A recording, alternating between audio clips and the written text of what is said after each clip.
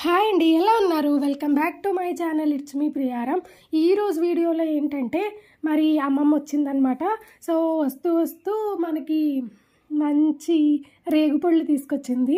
And నాన్నగారు కూడా మొన్న ఒకసారి తీసుకొచ్చారనమాట. అవి ఇవి ఉన్నాయి కదా అని చెప్పి అమ్మమ్మకి నేను రేగుడియం చేయమని చెప్పాను. సో చేస్తానన్నది, అది అంతా చూపిస్తాను. అండ్ అమ్మ ఇవాళ ఏం డిషెస్ చేసింది, ఏం ఫుడ్ ప్రిపేర్ చేసింది అది కూడా అయితే చూపించేస్తాను. స్కిప్ చేయకుండా వీడియో అంతా కంప్లీట్గా అయితే చూసేయండి. అండ్ ఈ వీడియో ఎవరైనా కొత్తగా చూస్తున్నట్లయితే ఖచ్చితంగా లైక్ చేయండి, షేర్ చేయండి, కామెంట్ చేయండి. అండ్ సబ్స్క్రైబ్ అయితే మస్ట్ అండ్ షుడ్ అనమాట. వీడియోలోకి వెళ్ళిపోదాం. సో ఇప్పుడు వచ్చేసి ఉల్లిపాయలు పచ్చిమిరపకాయలు అయితే వేసేసాము. అసలు ఏం డిష్ అని అంటే చూస్తూ ఉండండి, మీకే తెలుస్తుంది. సో స్కిప్ అయితే చేయొద్దు. ఆ రేగుడియం దగ్గర అయితే అస్సలు స్కిప్ చేయొద్దు, ఎందుకంటే అమ్మమ్మ చేతి రేగుడియం అనమాట, చాలా బాగుంటుంది.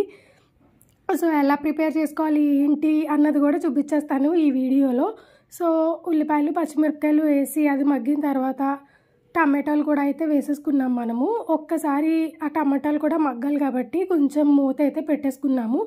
సో ఒక 10 minutes అయిన తర్వాత మూత తీసి చూస్తే ఇలా టమాటోస్ వాటర్ అనేది వచ్చేస్తుంది అనమాట.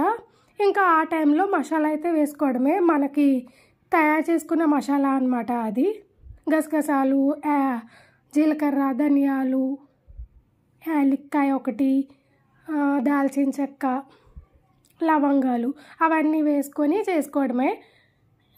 మిక్సీ వేసేసుకొని అండ్ దాంట్లోనే ఒక ఆనియన్ వేసుకుంటే ఆ మసాలా రెడీ అయిపోతుంది.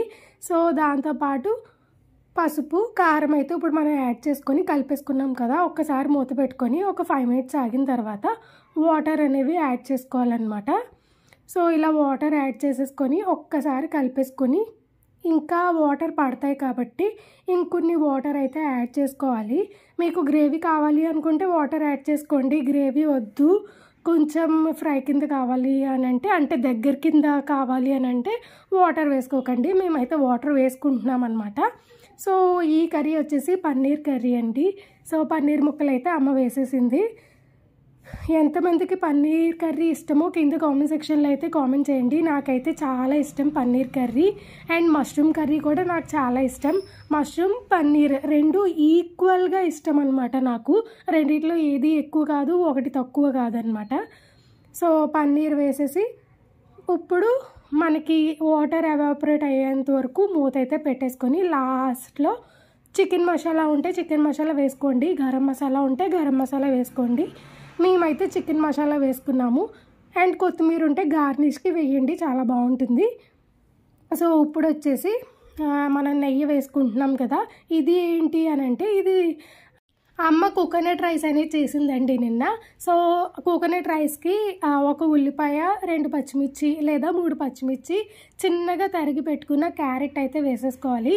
అండ్ మేము నెయ్యి వేసాం కదా, మీకు నెయ్యి కావాలంటే నెయ్యి వేసుకోవచ్చు, ఆయిల్ వేసుకోవచ్చు, లేదా నెయ్యి ఆయిల్ రెండు కలిపి కూడా వేసుకోవచ్చు. మేము ఓన్లీ నెయ్యి మాత్రమే వేసాము, ఆయిల్ అయితే యాడ్ చేయలేదు. సో ఇలా అవి కొంచెం వేగాలి కదండి. సో క్యారెట్ అది మంచిగా మగ్గిపోయిన తర్వాత మనకు వచ్చేసి అల్లం వెల్లుల్లి పేస్ట్ అవన్నీ అయితే వేసుకోవాలన్నమాట. సో క్యారెట్ అది మంచిగా మగ్గిపోయిన తర్వాత ఒక దాల్చిన చెక్క చిన్న చూసారు కదా, అలా చిన్న చెక్కలు, లవంగం మొగ్గలు ఒక 4 వేశారు. సో అలా వేసుకుంటే ఇంకా మసాలాలు ఏవి లేకుండా కోకోనట్ రైస్ అనేది సాఫ్ట్గా నెయ్యి ఫ్లేవర్ తగులుతూ చాలా బాగుంటుందండి. సో కొంతమంది మసాలాలు వేస్తారనమాట, అంటే బిర్యానీ మసాలా అలా వేస్తూ ఉంటారు. అవేం వేయకుండా ఇలా డైరెక్ట్గా ఇలా వేస్తే చాలా బాగుంటుంది అనమాట. ఒకసారి ట్రై చేయండి. ఇదైతే పాలు మనకి మిక్సీ పెట్టుకున్నాం అనమాట. కోకోనట్ ఏం లేదు, కోకోనట్స్లో కొంచెం వాటర్ యాడ్ చేసుకొని మిక్సీ వేసుకుంటే ఇలా పాలు వచ్చేస్తాయి. సో ఆ పాలతో నార్మల్గా ఎసరు పెట్టుకున్నట్లు పాలు అనేది పెట్టుకోవాలన్నమాట. ఫైనల్లీ మనకి రైస్ పెట్టుకున్నాము ముందే. సో ఆ రైస్ అయితే వేసేసుకుంటున్నాము. అండ్ ఇది వచ్చేసి బాస్మతి రైస్ అయితే 1 glassకి 1.5 glass సేమ్ అండి. మనం మామూలుగా ఎసరైతే ఎలా అయితే పోస్తామో ఇది కూడా అంతే. 1 గ్లాస్కి 1.5 గ్లాసు. అదే నార్మల్ రైస్ అయితే 1 గ్లాస్కి 2 గ్లాసెస్ వాటర్ అయితే సరిపోతుంది. ఇది వాటర్ కాదు కదా, మిల్క్ కదా, సో మిల్క్ అనమాట. సో మిల్క్ అయితే సరిపోతుంది. నేను కూడా బిర్యానీ మసాలా వేస్తాను, కాకపోతే అమ్మది ఇది చూసిన తర్వాత ఇక నుంచి మానేద్దాం అనుకుంటున్నాను. నాకైతే ఈ ఫ్లేవర్ బాగా నచ్చింది. సో అందుకని చెప్పి ఇంకా బిర్యానీ మసాలా తీసేసి ఇలా సాఫ్ట్గా చేసుకుందామని అయితే అనుకుంటున్నాను. చాలా బాగా వచ్చిందండి టేస్ట్ అనేది. సో ఇవన్నీ అయిపోయేసరికి అమ్మమ్మ అయితే ఇంటికి వచ్చారనమాట నిన్న. సో అమ్మమ్మ ఇంటికి వస్తే ఏదో ఒకటి తీసుకొస్తూ ఉంటుంది. ఈసారి అయితే నేనున్నాను కదా అని చెప్పేసి రేగుపళ్ళు అయితే తీసుకొచ్చింది. అండ్ నాన్నగారు కూడా మొన్న రేగుపళ్ళు తీసుకొచ్చారు. అవే నేను ఇంకా తినలేదు, మళ్ళీ నువ్వు ఇది తెచ్చావు అని అన్నాను అనమాట. సో ఆ కారం కూడా వేశారు, తిను బాగుంటుంది అని అంది అమ్మమ్మ. కానీ నాకు ఇలా వద్దు, రేగుడియలు చెయ్యి అని చెప్పేసి కూర్చోబెట్టాను అనమాట. సో పాపం అడిగిన వెంటనే కాదందండి అస్సలు. ఏదైనా సరే, ఎవరైనా సరే, ఇప్పుడు నేననే కాదు, ఎవరైనా సరే ఏ పనన్నా చెప్పినా సరే చెయ్యను అని చెప్పకుండా చేస్తుందన్నమాట. చాలా మంచిది మా అమ్మమ్మ. సో చెయ్యి అమ్మమ్మ అని వెంటనే చెప్పిన వెంటనే సరే అని చెప్పేసి చేసిందనమాట నా కోసం. అండ్ ఆ వయసులో అలా చేయాలంటే కొంచెం బలం కావాలి కదండి. ఇంతకు ముందు రోజులు వేరు, బలం ఉండేది. ఇప్పుడు ఆ బలం లేదనమాట. సో అయినా సరే చేసింది. అండ్ చేసిందా పోనీ ఒక్కసారి కాదు, అది పేస్ట్ అయ్యేంత వరకు కొడుతూనే ఉందన్నమాట వాటిని. ఒక్కొక్కసారి అయితే పేస్ట్ అవ్వట్లేదు.